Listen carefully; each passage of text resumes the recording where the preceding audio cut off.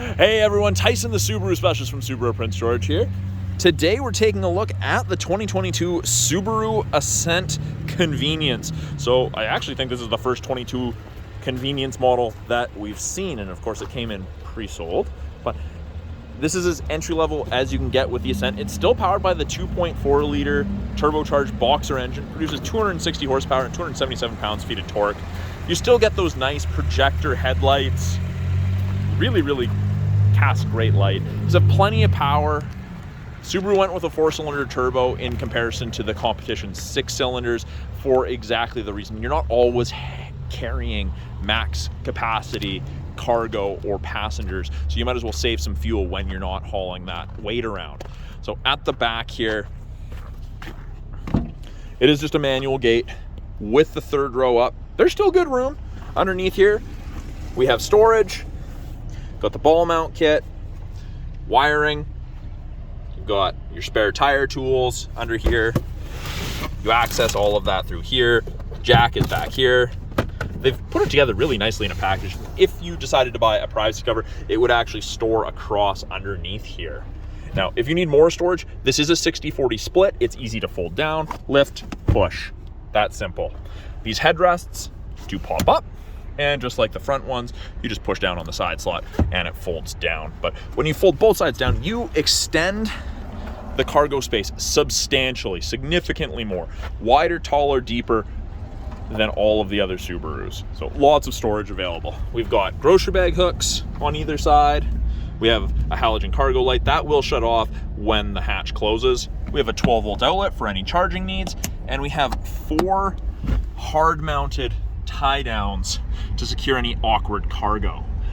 If the third row is in use, we do have bottle and media holders or cup holders there. Manual close. Now, hitch would be tucked behind this cover right here, and we've got these little push pins that hold it in place. So you can see, and it's just twist. Harder to do it while holding a camera.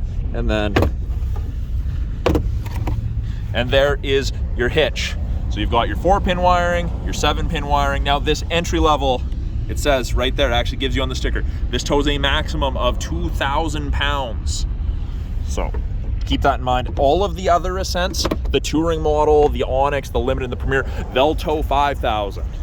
Something to keep in mind if you're looking for that max towing. Entry level only does 2,000. Here's a look at these 18-inch wheels. So they're just machined alloy. The Touring models are similar in wheel design, just with some darker accents. Second row, you've got tons of room. It is that dark or black cloth interior. This is the 8-seater. This is the only configuration you can get in the entry level. Now to access the third row, with it being a bench, lift, slide, this is designed to be a step and stepped on. And I'll just flip that up. And that is how you access the third row. Now, if you're getting this for cargo storage, you want to lay these flat, 1 and 2. So we pull 1, folds, 2, folds more flat. And then, so there is a little bit of a gap, but much more flat than you would generally get out of most vehicles for storage. And it just flips right up. Now, if there's only 1 or 2 passengers in the second row, you got a fold down armrest with cup holders. You've got 2 USB ports for charging. And in the doors, you've got cup holders, bottle holders, power windows, and if you need it, child lock. Up front, power windows, locks and mirrors, along with window lock. Even in the entry level, you do get a power driver's seat. It's that same dark/black cloth interior. On the inside, by the driver's left knee, we've got a scroll wheel for the brightness of the gauges. We've got traction control, always on unless you turn it off. And if it's off, it shows up on the right-hand side in orange. The steering wheel itself, tilt and telescopic, so you can adjust it for drivers of varying heights, arm lengths.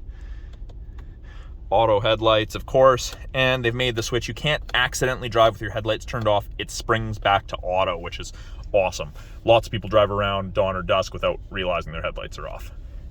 Left-hand side of the steering wheel, we have our Bluetooth and audio controls. You can make and take calls, control the volume of the calls and the music.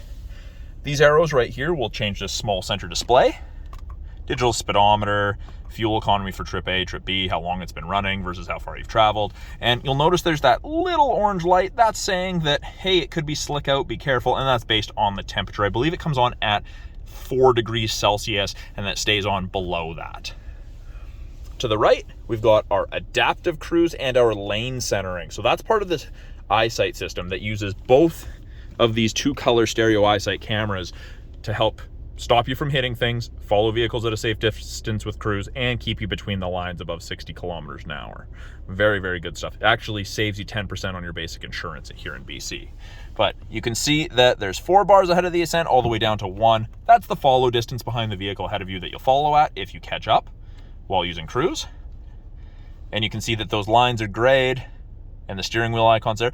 If the cameras can see the road lines, it'll illuminate white on whichever side it can see, and it'll actually give you gentle steering input. It's a very interesting feeling. I recommend it for the second half of a long day of driving. Don't use it around town. It's not beneficial for that. Up top here, little information screen. We can change the center one with the info button here. So estimated distance to empty, fuel economy for trip A, trip B, average speed on your trip, or nothing. I like estimated distance to empty. Of course, sitting here idling, we're not gonna get great distance from that. We can actually tell who has their seatbelt on in which seat. There's a light for each seat, weight sensor in each seat. So that's something that's very, very handy. That's recently added. Subaru's easy to use infotainment system. We still offer a CD player down here, but it is touch, or there's the physical buttons. Takes you home, access to apps, Apple CarPlay, Android Auto, plugged in, of course. When you put it in reverse, backup camera pops up, shows you the top of the bumper. You have something to relate to. And as you turn the wheel, those orange lines move, show you where you're gonna move or end up if you keep your wheels turned that way. Below that, we have our climate controls. So the Ascent has 3 zones of climate control. We've got driver's side, passenger side, and the rear. Now, the rear climate is actually out of the roof vents. So passengers feel the air conditioning or the heat much more quickly. Now, you're controlling the rear from the front here. So you press rear and you can adjust it from either side. If you press mode, it changes where the airflow is coming from in the back. Than that, or if there's nothing back there, you don't need it, you can just turn it off completely. Now 30 is the high. Oh, did not mean to turn on max AC, but that's the cold stuff. Max AC is the cold stuff. We're gonna go down. We're gonna see 15 degrees is low, 30 is high. Freezing to tropical, easy to sync it back up. Every time I press mode, changes where the airflow is being directed, and this center one is for the fan strength. Below that, heated seats, 3 stages for both the driver and the passenger. Heated mirrors and back window, just your front defrost. If the AC light comes on its own, that's not making it cold. Even if you've got it set to high, if AC comes on, it's moving moisture around so you don't fog up. Took me a long time to figure that out. Below that, we have a little storage cubby. It's kind of rubberized for device storage. You've got a 12-volt outlet back there. We have 2 USBs for charging, music listening, or using Apple CarPlay and Android Auto. An aux port for music listening. We have access to auto vehicle hold, which is a brake holder for construction traffic, drive-through traffic, stop and go traffic, that sort of thing. When you turn it on, you get the little green AVH on the right-hand side, and if we're driving and that little icon comes up, that means it's holding the brake. You can take your foot off the brake. X mode is like 4x4 low in a pickup. Subaru's equivalent to it. Press it, X mode comes on. It only works up to 40 kilometers an hour. It's for that really, really rough stuff. Locks the all-wheel drive, 50% power front, 50% power rear. Changes your throttle response, how the transmission is geared, all of that. It's pretty fun to use, takes an already capable vehicle and makes it even more capable. Now, it's an automatic with manual mode. It does say M down there. Now, you can see it says first gear there on the bottom left. Now second. This is the paddle to upshift. This is the paddle to downshift. Now, it's not gonna let me start off in 6th. It'll only let me start off in 2nd. Actually, just gonna move out of the way of this truck coming in here. But manual mode's nice. Helps you get down hills without riding your brakes as much. And that beeping is because I was moving above a certain speed without my seatbelt on. Behind the shifter, parking brake, you pull up to turn it on. To turn it off, and it still gives you the red P there.